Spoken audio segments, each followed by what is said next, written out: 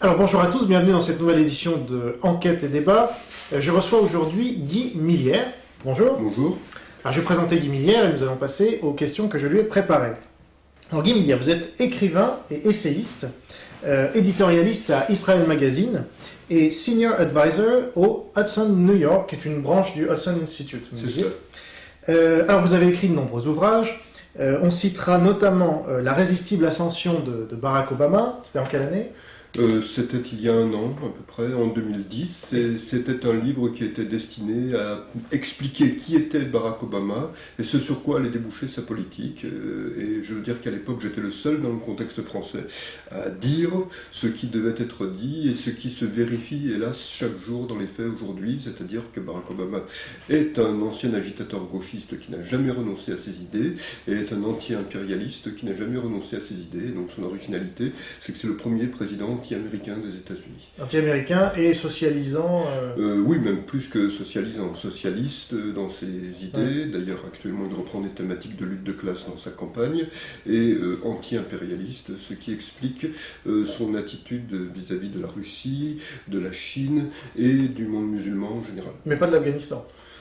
Si, parce qu'en Afghanistan, il est en quête, depuis qu'il est arrivé au pouvoir, de talibans modérés. Phrase intéressante, et ces talibans modérés, il ne les a pas trouvés, mais ne les ayant pas trouvés, il va quand même quitter très bientôt l'Afghanistan. Il a changé les règles de combat de l'armée américaine, de telle façon que les soldats américains disent qu'ils combattent avec une main liée derrière le dos, ce qui n'est pas la meilleure façon d'être efficace. En effet. Alors, autre livre, Comme s'il se préparait une seconde Shoah. Donc ça, on comprend bien le thème, mais est-ce que c'est par rapport à l'Iran ? C'est par rapport, d'une part, à la diabolisation d'Israël qui se généralise dans le monde et qui est particulièrement forte en Europe. Et j'ai constaté en lisant les livres de Léon Poliakov sur l'antisémitisme que l'on était dans un contexte où il y avait une forme d'accoutumance des esprits qui se faisait, une accoutumance à la haine, une accoutumance à la détestation, si bien que beaucoup de gens de par le monde aujourd'hui se diraient si Israël disparaissait, ce serait normal vu tout le mal qu'Israël a fait sur la planète. Et je pense qu'une disparition d'Israël serait une seconde Shoah. Et j'aborde dedans la façon dont l'antisémitisme se reconstitue, se recompose dans le contexte européen. Un antisémitisme qui a des racines dans le vieil antisémitisme européen, mais aussi un antisémitisme qui est de plus en plus un antisémitisme musulman, dont on n'ose pas parler et qui se répand d'autant plus facilement. Alors il y a d'ailleurs une personnalité qu'on aime bien ici, c'est Philippe Simoneau, qui a écrit un livre qui s'appelle L'antisémitisme musulman. Donc, Philippe Simoneau est économiste, donc il est très libéral, comme vous. Par contre, sur le sionisme, je ne pense pas qu'il partage les mêmes idées que vous. Non, je trouve que sur ce plan, ce qu'a écrit Philippe Simoneau est épouvantable. Oui. Effectivement, j'ai lu son livre, et ce livre est un livre qui, à mes yeux, alimente l'antisémitisme, puisque sa thèse, sa thèse, c'est que les Juifs étaient très bien traités dans le monde musulman, et puis, à un moment donné, comme il y a eu la colonisation occidentale qui a commencé à se faire, ils se sont ralliés aux Occidentaux qui sont arrivés, et donc ils ont été considérés comme des traîtres par les musulmans, et c'est depuis là que les musulmans les détestent. C'est une thèse complètement abracadabrante, fausse, et c'est une thèse qui est réfutée dès qu'on lit les ouvrages de Battier sur la condition des dhimmis dans le monde musulman. Les dhimmis dans le monde musulman, ce ne sont pas des gens qui sont traités avec bienveillance, ce sont des gens qui sont traités comme des individus inférieurs, avec toutes les humiliations qui se rattachent à cela. Donc dire que les juifs ont été bien traités dans le monde musulman est une énormité fausse. Alors malgré tout, ça, ce que vous dites est vrai sur cette critique, en tout cas elle est légitime, mais il développe aussi l'idée que dans le Coran, il y a un certain antisémitisme musulman. Oui, c'est évident, le Coran est porteur d'antisémitisme. Mais il ne le nie pas, je veux dire. Oui, mais par contre, la façon dont il décrit l'histoire d'Israël et du Proche-Orient est digne de figurer dans un manuel scolaire palestinien. D'accord, ce qui n'est pas vraiment un compliment venant de vous. Par contre, est-ce que vous seriez ouvert à débattre avec Philippe Simoneau Oui, c'est peut-être lui qui n'y sera pas ouvert, mais moi, je suis ouvert à débattre avec tout le monde. Très bien.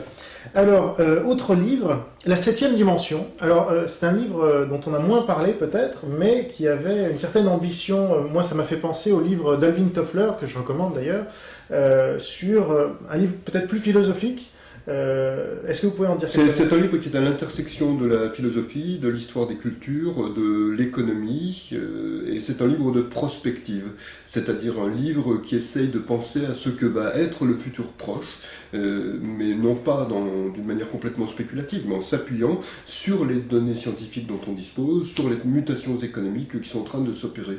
Ouais. Et donc c'est un livre, je pense, majeur, enfin pour moi je le considère comme ça, et c'est un livre qui va dans toutes les directions que je viens d'indiquer. C'est-à-dire que c'est un livre qui regarde comment les mutations économiques s'opèrent aujourd'hui, comment s'opèrent les mutations financières, comment s'opèrent les mutations culturelles dans le monde contemporain, et ce que j'appelle la mondialisation complexe. C'est-à-dire que ce n'est pas simplement la mondialisation, c'est l'ensemble des paradigmes qui se trouvent transformés à l'intérieur de la mondialisation.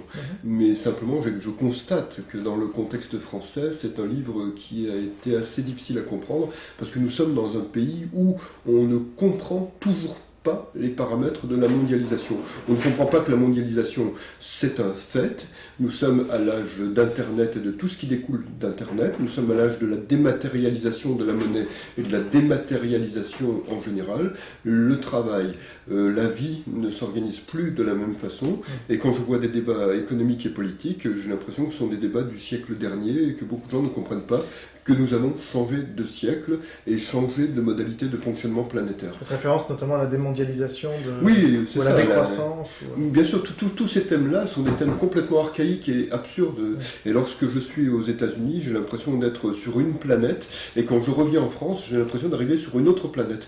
Quand je suis aux États-Unis, je peux débattre avec des gens de droite, de gauche, on se comprend économiquement. En France, même avec des gens qui sont censés avoir l'esprit ouvert, il est extrêmement difficile de se comprendre économiquement, et quand je regarde des débats économiques à la télévision en France, j'ai des difficultés à comprendre, simplement parce que je me dis que ce sont des gens qui ne savent pas sur quelle planète ils sont. C'est-à-dire que ça oscille entre le keynésianisme au mieux, disons, et puis le marxisme voilà, au pire. C'est ça.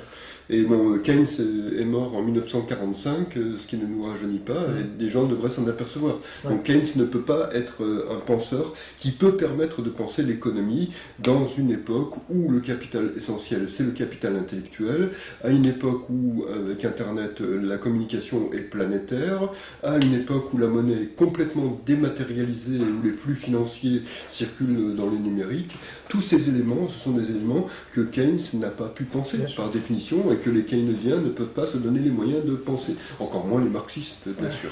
Parce qu'à l'époque de Marx, ça existait encore moins. Et alors, est-ce que vous faites une distinction entre la mondialisation et le mondialisme ? La mondialisation, c'est un fait. Il y a quelqu'un qui a inventé l'ampoule électrique qui s'appelait Thomas Edison, et on a changé d'ère. On n'était plus à l'époque de la lampe à pétrole et de la lampe à huile. Avec Internet, on a à nouveau changé d'ère, et il y a un changement complet de tout ce qui concerne la vie humaine sur Terre qui s'est opéré. Et donc ça, c'est un fait, nous sommes là-dedans, et ça a une multitude de conséquences. Donc la mondialisation, c'est un fait. Le mondialisme, ce que les gens qui parlent de mondialisme interpellent sous ce mot, c'est en général le fait que des gens veulent mettre en place un gouvernement mondial. Et ça, c'est tout à fait autre chose. La mondialisation n'implique pas du tout un gouvernement mondial. La mondialisation permet et exacerbe même les possibilités de concurrence, les possibilités de différenciation, les possibilités de garder des racines. Je dirais que les deux unités optimales, c'est l'identité que l'on peut avoir dans une culture, par exemple, et la planète. Ces deux choses peuvent coexister parfaitement. Il n'y a pas besoin d'un gouvernement mondial pour organiser cela. Ce gouvernement serait qui plus est une confiscation de la démocratie et de la liberté. Et alors, ceux qui parlent de mondialisme, pour le fustiger évidemment, par contre ne parlent jamais de l'ONU. Ça, vous ne pensez pas que c'est un outil de gouvernement mondial ? L'ONU a tendance à être pris comme cela par beaucoup de gens, et je pense qu'il y a des gens à l'intérieur de l'ONU qui voudraient que l'ONU soit une forme de gouvernement mondial. Heureusement, l'ONU est une instance très largement impuissante et très largement stérile. Ça fait beaucoup de mal quand même, si on parle d'Israël, bon... ça fait du mal parce qu'on accorde une légitimité à ce que dit l'ONU. Mais si on regardait l'ONU telle qu'elle est, si on disait c'est un machin qui est plein de bureaucrates, oui, c'est plein de bureaucrates qui parlent entre eux et qui parlent entre eux pour pas grand chose, eh bien on aurait une vision différente. Mais l'ONU n'a quasiment aucun pouvoir. Il n'y a pas un seul conflit sur la planète qui ait été réglé par l'ONU. L'ONU vote des déclarations plus ou moins absurdes, plus ou moins grotesques, comme le disait un de mes amis israéliens, on pourrait faire voter tous les jours en Assemblée Générale de l'ONU une motion disant que la Terre est plate ou qu'elle va tourner dans le sens inverse le lendemain. Ça passerait, on en parlerait dans les journaux, mais quelles conséquences cela aurait? Aucune. Bon. Alors, autre livre, avant de passer à celui que vous apprêtez à sortir, L'Amérique et le monde après Bush. Alors ça, il date de quand celui-là? Celui-là, il date de 2008. Donc juste après l'élection d'Obama Non, juste avant l'élection d'Obama. C'est un livre où je mettais en perspective où en étaient les États-Unis, où en était le monde à cette époque-là, et ce qui pouvait se passer selon que l'élection donne pour vainqueur John McCain ou Barack Obama. Et si c'était Barack Obama, je prévoyais, moins nettement que dans le livre d'après, c'est-à-dire La résistible ascension de Barack Obama, ce qui allait se passer, c'est-à-dire un déclin provoqué de l'économie américaine, une destruction de l'intérieur de l'économie américaine, et puis un reflux de la puissance américaine sur la surface de la planète, avec des risques de tension et des risques de guerre que nous voyons monter en ce moment d'ailleurs. Alors là, donc, vous vous apprêtez à sortir un nouveau livre, je pense, dans les jours qui viennent. Est-ce que vous pouvez en révéler le titre et le sens? Oui. Ça s'appelle « Comment le peuple palestinien fut inventé ». C'est un petit livre bref qui est composé d'une introduction, d'une longue postface et d'un texte de mon ami David Horowitz, qui est un grand éditorialiste et écrivain américain. Et c'est un texte que j'ai tenu à faire exister parce que nous sommes dans un contexte où une falsification de l'histoire prend de plus en plus de poids et de plus en plus d'importance. Jusqu'en 1967, jusqu'à la guerre de 67, il était tout à fait clair, tout à fait dit que le monde arabe voulait détruire Israël. Et il n'était pas question de peuple palestinien. Même l'OLP ne se réclamait pas du peuple palestinien. L'OLP, quand elle était créée, c'était pour libérer la Palestine. Mais libérer la Palestine pour que la Palestine redevienne arabe complètement, et pour qu'elle soit Judenrein, pour qu'elle soit vide de toute présence juive, comme disait l'un des inspirateurs de l'OLP, Adolf Hitler. Donc c'était clair. Depuis, les services de Nasser et les services du KGB ont inventé la notion de peuple palestinien pour que ça passe pour une lutte de libération nationale. Ça vous démontre oui, bien sûr. Que ça a été inventé par les services de Nasser. Ça a été inventé, et d'ailleurs à chaque fois que je parle de cela à quelqu'un, je dis mais trouvez-moi une trace de la notion de peuple palestinien avant ce moment-là. Personne ne peut la trouver, parce que personne n'en parle. Sachant que la Palestine avant, c'était justement... les Palestiniens, c'était les Israéliens, quoi, en gros, non? Les Juifs. Les Palestiniens. Bien sûr, on les appelait Palestiniens. C'est pour ça qu'il y a un vol d'identité, une capture d'identité, mais qui ne se limite pas à cela. On a commencé à cette époque-là aussi à parler de Nakba pour désigner la création d'Israël. Et pourquoi est-ce que le mot Nakba a été forgé? Pour que les Palestiniens puissent parler d'un génocide qu'ils auraient subi qui serait comparable à la Shoah, ce qui est une monstruosité.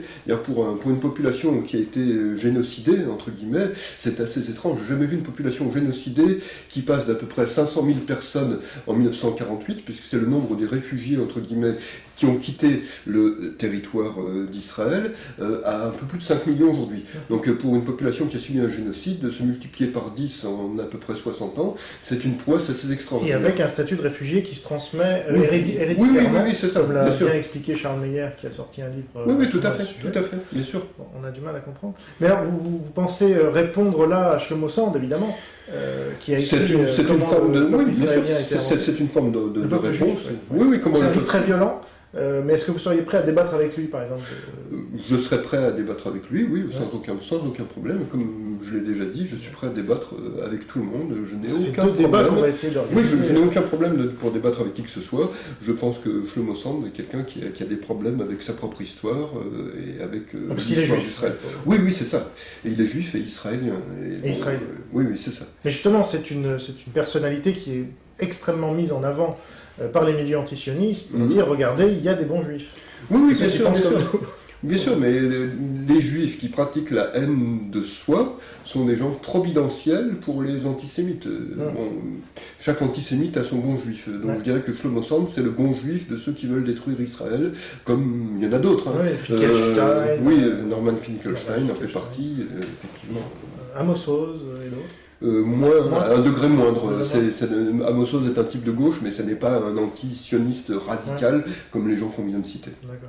Et alors, peut-être une dernière question, parce que moi je constate, et je suis un des seuls à constater ça apparemment, je l'ai écrit, donc à constater à la fois une israélophobie claire dans notre pays, je parle en France. C'est-à-dire que voilà, la flottille, ça sera la flottille de la liberté, et puis même jusqu'à Sarkozy qui va la condamner, etc. Bon, même s'il va revenir un peu en arrière après, sous la pression naturelle. Et par contre, je constate ce que j'appelle une judéomanie.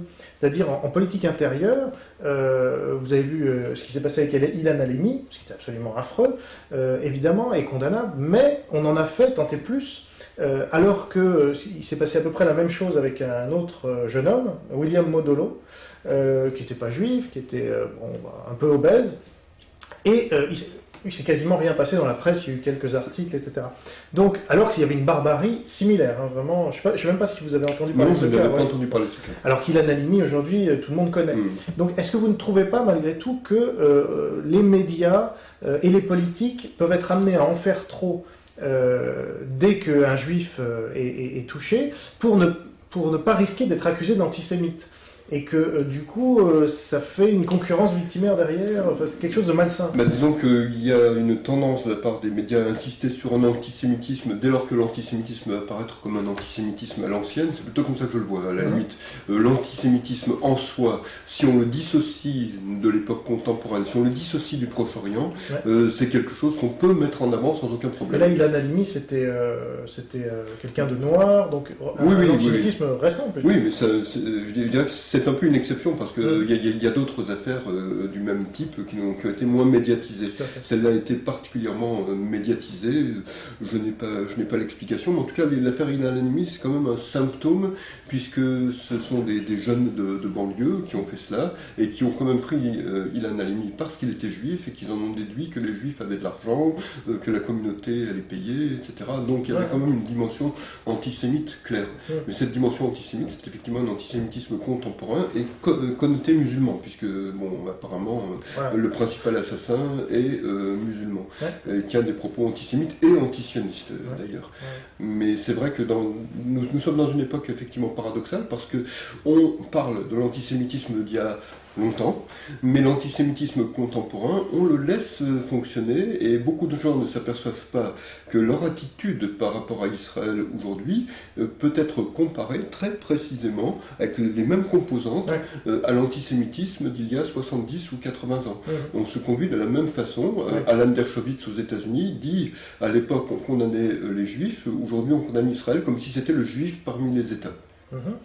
Alors c'est drôle parce qu'on est tout à fait d'accord sur Israël.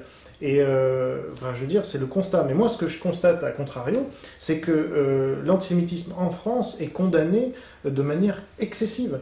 Par exemple, il y a eu un tas d'affaires où l'antisémitisme n'était pas du tout avéré, mais les médias et tous les premiers ministres, je citerai 3 cas quand même qui sont importants, parce que je pense que c'est donner du grain à moudre après aux antisionistes que d'en faire trop.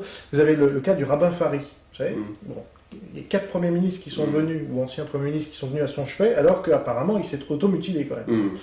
Ça c'est avéré. Vous avez l'affaire du RERD. Qui est une fausse affaire. Exactement. Mais là je parle des fausses affaires. Et l'incendie du centre juif, du centre Popincourt. C'est tout dans les mêmes années 2003-2004. Donc depuis ça s'est calmé, parce que là aussi les médias et les politiques se sont dit bon, on est allé trop loin, maintenant il faut faire attention.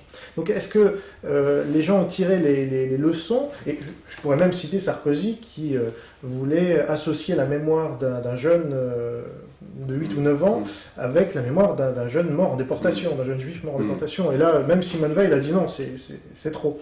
Donc est-ce que vous ne trouvez pas, comme le dit Finkielkraut d'ailleurs, qu'on a tendance aussi peut-être à en faire trop sur la Shoah, et donc ça se retourne derrière contre les Juifs? Je pense qu'on a tendance à en faire trop, mais je pense que l'attitude des gens du politiquement correct, de beaucoup de journalistes, de beaucoup de politiques, consiste à dire attention, attention, nous ne sommes pas antisémites, nous allons vous montrer que nous ne sommes pas antisémites, c'est même pas sincère. Et ça leur permet ainsi de se dédouaner de toute accusation de comportement antisémite lorsqu'ils s'en prennent sur un mode antisémite à Israël. Exactement. C'est à cela que cela leur sert, à mes yeux. Bon, on sera d'accord alors finalement. Très bien.